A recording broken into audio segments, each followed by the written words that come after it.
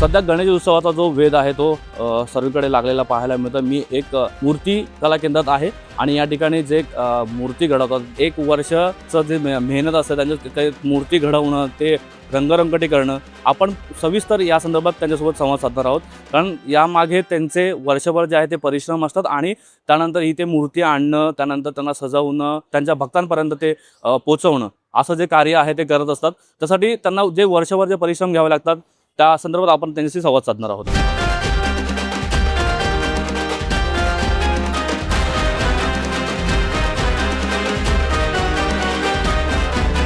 हा जो कलाकार आहे त्याने ही जी कॅप घातलेली आहे त्या संदर्भात त्यालाच विचारून घेऊया, तर काय नक्की तू ही जी कॅप घातलेली आहेस आणि आज गणेश मूर्तिकार म्हणून तू काम करतोयस?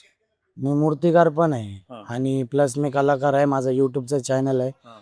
12,000 सबस्क्रायबर आहे। दर्शन कांबळे आयडीचं नाव आहे। मी गायक सुद्धा आहे। ही माझ्या कलेची टोपली आहे। कलेची टोपी आहे। काय सांगशील, आता गणेश उत्सव जे आहे सुरुवात आहे, मूर्तिकार म्हणून तुम्ही काम करत आहात, जास्त वेळ दिलाय, तर काय तुमच्या भावना आहेत? काय असं आम्ही मेहनत तर करतोच, हां पण जी मेहनत आहे तीच मेहनत आहे भाऊ। आणि जसं असेल गणपती उत्सव सर्वांच्या मनासाठी करतो आपण। आम्ही करतोय म्हणजे काय, आम्ही करतो म्हणून आम्हाला काही एवढे आहे ना की आम्ही करतो म्हणून तुमचं सण होतंय, पण एवढं तर आहे की आम्ही जी मेहनत करतो हे तुमच्यासाठी करतोय की तुमच्या घरा गणेश उत्सव साजरा व्हावा। आणि जे हिंदू मुस्लिम काही असतील XYZ जातीविरोध, हा गणपती उत्सव ह्याच्यासाठी की सर्वांनी एकत्रित यावे, ह्याच्यासाठी आम्ही मेहनत करतो आणि हीच आमची इच्छा की सर्वांनी एकत्रित राहावं। नवीन पिढीला काय संदेश देशील, कशा पद्धतीने ही मूर्तीची जी कला आहे ते तुमच्याकडे आहे ते तुम्ही पुढच्या पिढीला कसे देऊ शकता?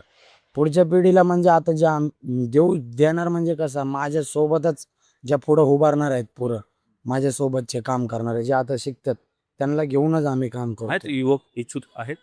हो, हे उत्सुक म्हणजे माझ्या कारखान्यात ते पुरं सकाळी 6ला झोपतात, सकाळी 9लाच उठतात काम म्हणजे करण्यासाठी। रात्रभर पूर्ण काम करत, डे दिवस नाईट काम चालूच असतं, पूर्णपणे काम चालूच असतं।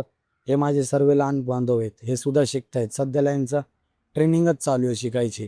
तर मला एवढं आहे माहिती की आमच्याकडून आम्ही जे मूर्तिकार आहे आता सध्या, की माझे बंधू लहान जे आहेत किंवा माझे मित्र परिवार आहेत जे इथं येतात शिकायला, मला पूर्ण भरोसा आहे की ह्या 2 वर्षात त्यांना मेहनत केली, नवरात्रीमध्ये ते स्वतः मूर्तिकार होणार।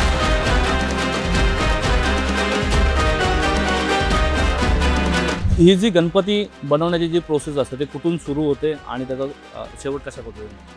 आता सुरू आमची कशी होते, आता आम्हाला काही लोकांचे मातीसाठी फोन येतात की मातीचे गणपती, मग ते आम्हाला त्यांचं स्केच दाखवतात। त्याचे मंडळ पण आहेत की त्यांना कसा गणपती हवा आहे, हे तयारी चालू होते आमची। पण नॉर्मल आम्ही गणपती आमची रेडी असतात, मग मातीमध्ये मग आता मोठं मंडळ आलं की बाबा मला 18 फूट पाहिजे, 15 फूट पाहिजे, मग त्याच्या स्केच अनुसार त्याला गणपती आम्ही रचून देतो पूर्ण गणपती। ते आम्हाला फोन 3-4 महिने आधीच चालू होतात, फोन यायला। त्याला तुम्ही जेव्हा बघतात सगळं ते सगळं हे करत, आता बघा ना, हे बॅलन्सिंग वगैरे गणपती स्केचवरचे गणपती आहेत ना, हे आमचे 3 महिने 4 महिने आधीच बनवायला घेतो। पण यावेळी मला उशीर झालाय, जागेचा प्रॉब्लेम झाल्यामुळे आता मी उद्यापासून काम करायला घेणार तो मोठा गणपती। तुम्ही पेंटचे आहात?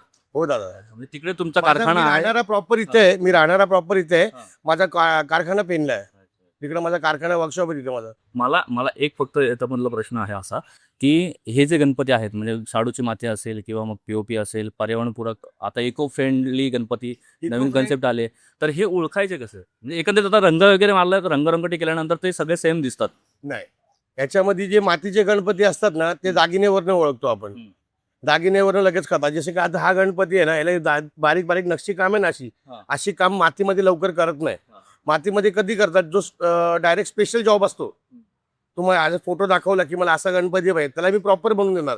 पण जे दाबकाममध्ये गणपती बनतायत ना, त्याला एवढे दागिने दाखवत नाही, ते लगेच दागिन्यावरनं कोण या क्षेत्र आमचं आहे, आमचे कारीगर कोणी किंवा दुसरे गणपती लगेच ओळखतील, हा मातीचा गणपती आहे का POPचा गणपती, लगेच ओळखतात। बरं, एक मूर्तिकार म्हणून तुम्ही किती वर्ष या क्षेत्रामध्ये काम करत आहात? दादा, मूर्तिकार म्हणून या क्षेत्रात मला झाली 24 वर्ष।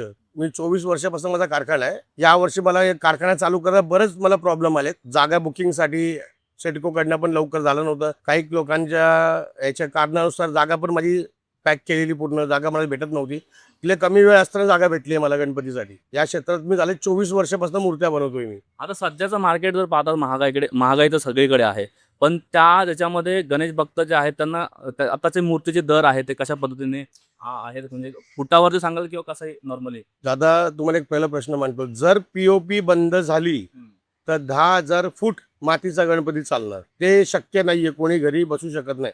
आता 2 फूटचा गणपती 4,000 मध्ये नॉर्मल व्यक्ती घेऊन बसवते. आता 2 फूटचा गणपती जर मातीचा असता तर 20,000च्या खाली देऊ शकत नाही. आम्हाला पण नाही परवडणार आणि त्यांना पण नाही परवडणार रे. तुमच्या इकडे किती लोक कारखान्यामध्ये काम करतात? दादा माझ्याकडे 8 पोरं कामाला असतात कारखान्यामध्ये आणि मोठ्या मोठ्या गणपतीसाठी माझी स्पेशल टीम आहे. बिहारची पोरं येतात, भैया लोक वगैरे माझ्याकडे, ते स्पेशल पोरं आहेत माझे. फक्त मोठ्या गणपतीवर काम करतात ते लोक. जे टोटल त्यांना पकडून 12 लोक असतात माझ्याकडे. 8 आपली नॉर्मल पेनची पोरं असतात माझी, ते आपल्या घरात राहतात माझ्याकडे. मोठ्या गणपतीला ते पोरं असतात माझ्याकडे. आता एकंदरीत तुम्ही हे वर्षभर तर आहात, तुम्ही कारखान्यात काम करता, वर्षभर त्यासाठी काम करता आणि नंतर मग महिनाभर तुम्ही त्यांच्यासोबत, तुम्ही जुईनगरला तुमचं हे आहे त्या कारशेडमध्ये तुम्ही काम करताय आणि यानंतर जे मुलं तुमच्यासोबत असतात ते कशा पद्धतीने तुमचं मॅनेजमेंट असतं, ज्यावेळेस हा जो गणपती आहे तो ग्राहकांकडे जातो त्यावेळेस तुमच्या कशा पद्धतीच्या भावना असतात? दादा आमच्या भावना गणपतीमध्ये खूप असतात, कारण की एक गणपती आहे ना तो एकाच्या हातातनं बनत नाही. माझ्या हातातनं काम करून दुसऱ्या पोराकडून तिसऱ्या पोराकडे, तिसऱ्याकडून चौथ्याकडे, असा गणपती फिरत फिरत काम करत जातो गणपती प्रत्येकाच्या. शेवटला मग फिनिशिंग येते, शेवटला मग तो फिनिशिंग फायनल टचवरती गणपती येतो. म्हणजे आता मी गणपती घासला, मग टचअप करायला बसला, टचअप वरून तो डिस्टेंबरला गेला, डिस्टेंबरवरून तो बॉडी कलरला आला, बॉडी कलर वरून शेडिंगवाला वेगळा बसणार, शेडिंग करून झालं की मग आखरीवाल्याकडे गणपती जाणार, मग फायनल टचला पेडी कलर मारताना मग जे एवढ्या लोकांकडे फिरत फिरत गणपती जातो. म्हणजे कमीत कमी त्या लाईन मध्ये 10 ते 12 जण हा, आहे कमीत कमी. त्यांच्याकडे, त्यांच्या पूर्ण टच मधून हा गणपती हा. तयार होऊन मग आपल्या भक्तांकडे जातो. मग भक्तांकडे गणपती जाऊन त्यांच्या हातात आम्ही शेवटच्या दिवशी त्यांना देतो. म्हणजे आमचं बघितलं ना आता, आम्ही 1 महिना लावत नाही कारखाना, शेड लागते 2-3 महिन्यासाठी आमची, पण आमचं काम बनवायचं वर्षभर चालू असतं कारखान्याचं पेनला. वर्षभर हे काम सगळं चालू असतं. आता तुमच्याकडे किती हे आहे आणि काम कशा पद्धतीने चाललंय? म्हणजे आता बरेचसे मला वाटतं किती 15-20 दिवसच उरले तुमच्या हातामध्ये. नाही, आता खरं म्हणजे प्रेशरच आहे. 20 दिवस उरलेत आणि गणपती बरेच खूप आहेत माझ्याकडे आणि जास्त वेळ पण नाही, म्हणून मोठे मोठे गणपती जास्त मी घेतले पण नाहीत. बट 5-6 गणपती घेतलेत फक्त मोठे मोठे, कारण वेळ कमी आहे. नाशिकचे 2 गणपती मला 18 फुटाचे जाऊन तिकडे बनवायचे आहेत, नाशिकला जाऊन अजून ते 18 फीटचे गणपती आहेत. आता आणि सध्या किती वेळ गणपती बनवण्यासाठी देताय तुम्ही, म्हणजे कसं काय मॅनेज करता? आता वेळ सांगितलं तर आता 24 तास मी मंडपातच आहे, मी इथून घरी जात नाही आणि आम्ही इथं रात्रंदिवस इथंच काम. 2 तास फक्त झोपतोय आम्ही, बापरे, एवढा फक्त 2 तास झोपतोय. 2 तास सगळ्यांना झोपवतो आणि परत उठून परत कामाला लागतायत पोरं, कारण की एकदा गणपती उभा झाला ना की काम झालं माझं, असं आहे. आता अजून तर 18 फूटचा गणपती मी उद्या रचायला घेणार आहे, तो पूर्णच्या पूर्ण बॅलन्सिंग गणपती आहे. तुम्हाला तो गणपती दिसेलच कसा बनेल तसा नाही तुम्हाला मी सांगेल, बट तो पूर्ण बॅलन्सिंग गणपती आहे, 18 फूटचा गणपती आहे तो. एक थोडासा भावनिक प्रश्न आहे की गणेश विसर्जनाच्या वेळेस अनेक मूर्त्या ज्या आहेत त्या व्यवस्थित विसर्जन केल्या जात नाही, त्या आपल्या भक्तांना काय संदेश द्याल? कारण की तुम्ही मूर्ती घडवता आणि ती नंतर विसर्जन होताना थोडंसं कुठेतरी आपल्याला त्याचं दुःख वाटतं. नाही, त्याच्यामध्ये मंडळाने पण थोडीशी काळजी घेतली पाहिजे. तुमचा प्रश्न बरोबर आहे, काही गोष्ट जे होत नाहीये आणि मोठ्या मोठ्या गणपती आहेत, बरोबर तुम्ही बोलताय. आता आपल्या नवी मुंबईला ना जे कृत्रिम तलाव बांधलेले आहेत नवी मुंबईला, आणि त्याला गणपती बरोबर तो सेंटरला नेऊन सोडतात, म्हणजे गणपती बरोबर होत आहेत विसर्जन आपल्या इथे. हे फक्त मुंबई साईडला होतं की मोठे गणपती गिरगावला जातात त्यांच्या तिथं, आणि ते ट्रॉली, त्यांचं पण चुकी नाही की ट्रॉली आत जाऊ शकत नाही पाण्यात, पूर्ण रेलिंग टाकलेली असतात पण ते पूर्ण आत जाऊ शकत नाही, पाण्याच्या वेवमुळं तो मध्येच अटकतो गणपती.